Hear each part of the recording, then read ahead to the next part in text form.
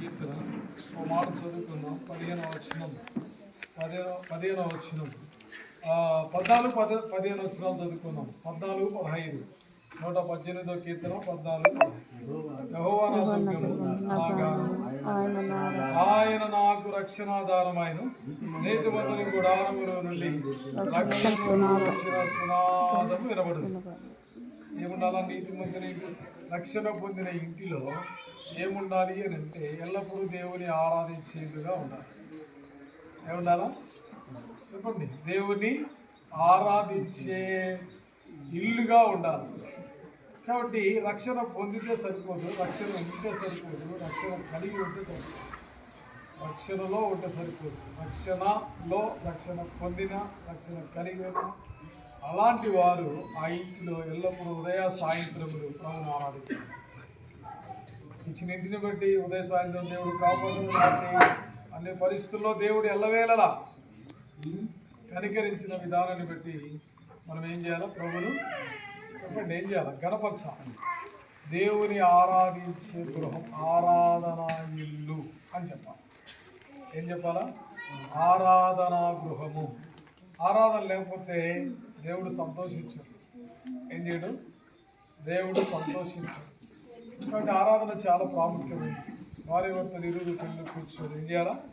దేవుడిని సమయాన్ని నిర్ణయించుకొని దేవుడు తెచ్చి దేవుని ఆరాధించ. ఆయన చేసిన మేలును బట్టి వచ్చిన రకరకాల కష్టాలు, పరిస్థితులు అన్నిటిని బట్టి ఆయన కీర్తించాలా, పాటలు పాడాలా, గానం చేయాలా, వాక్యం చదవాలా. తర్వాత ఏం చేయాలా? ప్రభువుని మనసు కృతజ్ఞతాస్తుతులు చెల్లించాలి. మూడవ అనుభవం ఏంటంటే గృహంలో ప్రతిష్ఠించడానికి. ఒకటి రక్షణ గృహం అయితే, రెండవది ప్రభువుని ఆరాధించే గృహం.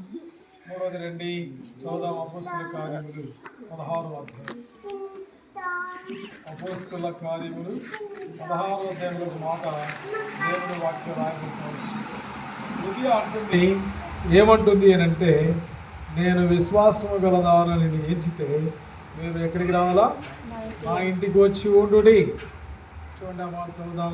16వ అధ్యాయము 15వ వచనం.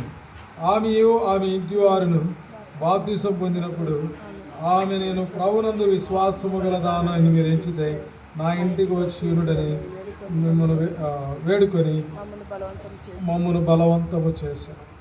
కాబట్టి మూడోది ఏంటి అంటే రక్షణ పొందిన కుటుంబం, ఆరాధించే కుటుంబం, మరి ఆ ఇంటిలో ఉన్న ఆరాధించే దేవుని యొక్క ప్రజలు విశ్వాసము గలవారై ఉండాలి. ఏముండాలా? ఆ ఇంటిలోనందరూ కూడా ప్రభువునందు విశ్వాసము కలిగిన వారిగా ఉండాలి. విశ్వాసము చేత నింపబడాలి, విశ్వాసం చేత అలంకరింపబడాలి, విశ్వాసంలో కొరత లేకుండా ఉండాలి, విశ్వాసంలో లోపం లేకుండా జీవించాలి. విశ్వాసం ఏముండకూడదు? లోపమే ఉండకూడదు. లోపము గుడ్డిగా నమ్మేసేయాలి. ప్రతి విషయంలో ఎన్నో అక్కర్లు, ఇల్లు అన్న తర్వాత, కుటుంబం అన్న తర్వాత ఎన్నో అవసరతలు ఉంటాయి, ఎన్నో పరిస్థితులు ఉంటాయి. ప్రతి విషయంలో దేవుని కొరకు కనిపెట్టి విశ్వాసంతో ప్రతిదీ పొందుకునే వారిగా, జయించేవారిగా ఉండాలి. జయించే కుటుంబముగా ఉండాలి. ఎప్పుడైతే రక్షణ పొందుతామో, ఎప్పుడైతే ఆరాధన అనుభవం కలిగి ఉంటామో, మూడోది వచ్చేది ఏంటంటే విశ్వాసం. చూడండి, గలతీయులకు రాసిన పత్రిక ఇంటికి పేరు ఏంటంటే విశ్వాస గృహము. విశ్వాస గృహము అంటాడు పౌలు గలతీయులకు రాస్తూ. ఆయన చెప్పినటువంటి మాట, ఇంటికి పేరే విశ్వాస గృహం. ఎంత మంచి మాట మనం చూడగలుగుతాము. పౌలు సంబోధిస్తూ వస్తాడు. 6వ అధ్యాయం, దయచేసి రండి. 6వ అధ్యాయము 10వ వచనం. 6వ అధ్యాయము 10వ వచనము, దయచేసి రండి. కాబట్టి మనకు సమయం దొరికిన కొలది అందరిలో విశేషంగా విశ్వాస గృహము నాకు. కాబట్టి ఏంటంటే విశ్వాస గృహం. ఆ ఇంట్లో వారందరికీ ఏమన్నా చెప్పండి? విశ్వాసం. విశ్వాసం లేకపోతే ధైర్యం చెడతారు. విశ్వాసం లేకపోతే నమ్మకంగా ఉండలేరు, యేసుప్రభువుని ఆనుకోలేరు, జీవించలేరు. కాబట్టి విశ్వాసము చేత ఏం చేయాలంట? విశ్వాసము చేత అనేది చాలా ప్రాముఖ్యమైనటువంటి మాట.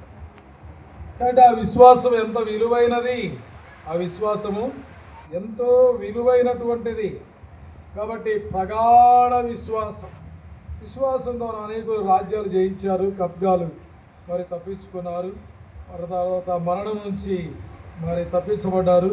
ఎన్నో పరిస్థితుల్లో వారందరూ కూడా అలా మరి ప్రభువునందు హత్తుకొని జీవిస్తూ వచ్చినారు. కాబట్టి ఆ విశ్వాసానికి మనం లోబడాలా, విశ్వాసాన్ని గౌరవించాలా, విశ్వాసాన్ని ప్రేమించాలా, విశ్వాసం కలిగి ఉండాలా, విశ్వాసముతో నింపబడాలా.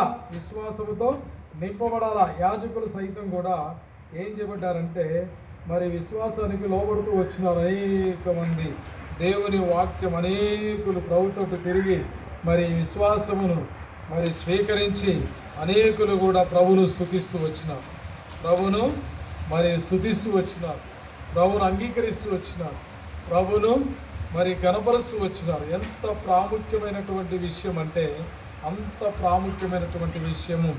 కాబట్టి ప్రభునందు ప్రియమైనటువంటి స్నేహితుడా, సహోదరి, ఆ విశ్వాసం అనేది దయచేసి రండి 6వ అధ్యాయం 7వ వచనం, అపొస్తలుల కార్యములు 6వ అధ్యాయం 7వ వచనం చూడండి. ఆ మాట చూద్దాం. విశ్వాసము అనేది ఎంత స్వీకరించారో యాజకులు కూడా మనం చూద్దాం. దేవుని వాక్యం ప్రబలమై శిష్యుల సంఖ్య యెరూషలేములో బహుగా విస్తరించెను, మరియు యాజకుల్లో అనేకులు విశ్వాసమునకు లోబడిరి. ఎంత గొప్ప మాట ప్రభునందు ప్రియమైనటువంటి స్నేహితుడా, సహోదరి. విశ్వాసాన్ని కలిగి ఉండాలా, విశ్వాసానికి లోబడాలా, విశ్వాసంలో లోపమే ఉండకూడదు. మొదటి తెస్సలోనికీ పత్రిక దయచేసి రండి. మొదటి తెస్సలోనికీ పత్రిక 3వ అధ్యాయము 9-10 వచనాలు. మొదటి తెస్సలోనికీ పత్రిక 3వ అధ్యాయం 9-10 వచనాలు చదువుదాం. మేము మీ ముఖము చూసి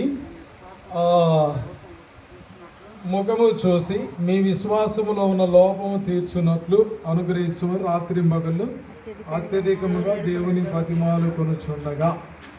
కాబట్టి ఎవరైనా లోపము కలిగి ఉంటే రాత్రింబగళ్ళు దేవునికి ఏం చేయాలా? మొరపెట్టాలి. కాబట్టి చాలు. మొదటిది రక్షణ అనుభవం, రెండోది ఆరాధన అనుభవం, మూడోది విశ్వాస్యత అనుభవం, దేవుని యొక్క విశ్వాస్యత అనుభవం, నాలుగోది రండి